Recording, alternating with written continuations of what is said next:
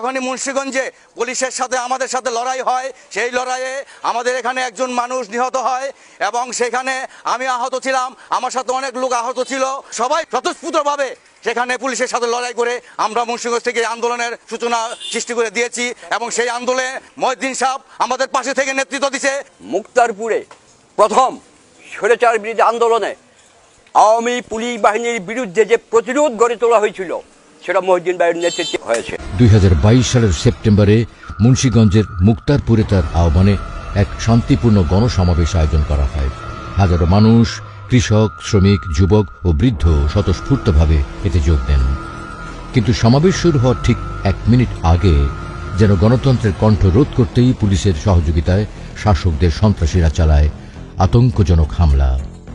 লাঠিচার্জ, গুলিবর্ষণ ও বেপরোয়া মারধরের মধ্যে পড়ে যায় পুরো এলাকা। একজন শহীদ হন, আহত হন অসংখ্য নেতাকর্মী। এই নির্মম অমানবিক ঘটনার মুখে ভেঙে পড়েননি মোহাম্মদ মহিউদ্দিন। যে স্বৈরাচার ফ্যাসিস্ট বিরোধী যে আন্দোলন হয়েছে, সেই আন্দোলনে আমরা একমাত্র নেতা জনাব মহিউদ্দিন ভাই সাহেবকেই আমরা কাছে পেয়েছি। দেশনায়ক তারেক রহমান, বিএনপি ভারপ্রাপ্ত যিনি চেয়ারম্যান, যিনি বিগত দিনে আমাদের এই আন্দোলনের নেতৃত্ব দিয়েছেন, তিনি সেই নেতৃত্বকে বেছে নেবেন যারা এই 16 বছর দলের জন্য নেতাকর্মীদের পাশে থেকে সব ধরনের সহযোগিতা করে কাঁধে কাঁধ মিলিয়ে কাজ করেছে।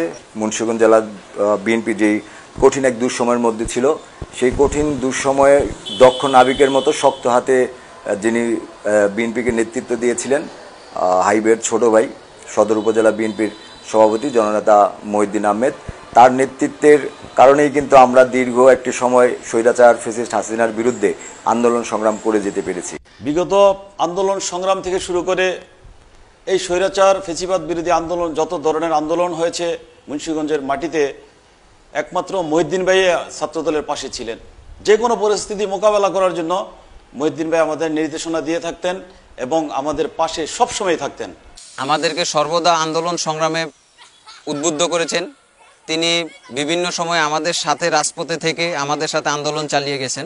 সকলের মধ্যমণি আমাদের মহিউদ্দিন ভাই, তারুণ্যের অহংকার তারেক রহমান যদি নমিনেশন দেয়, ইনশাল্লাহ উনি বিপুল ভোটে জয়লাভ করবে।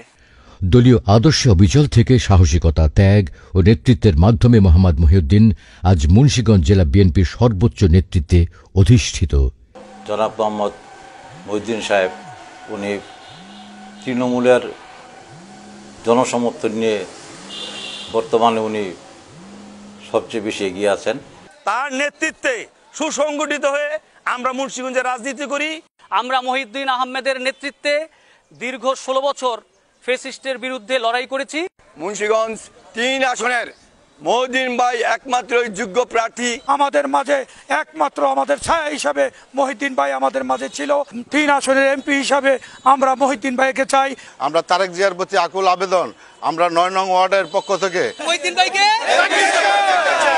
মুন্সিগঞ্জ পৌরসভার বিএনপি দলীয় নেতাকর্মী ও জনসাধারণের প্রত্যাশা, বাংলাদেশ জাতীয়তাবাদী দল বিএনপি থেকে জননেতা মহিউদ্দিন মনোনয়ন পাক।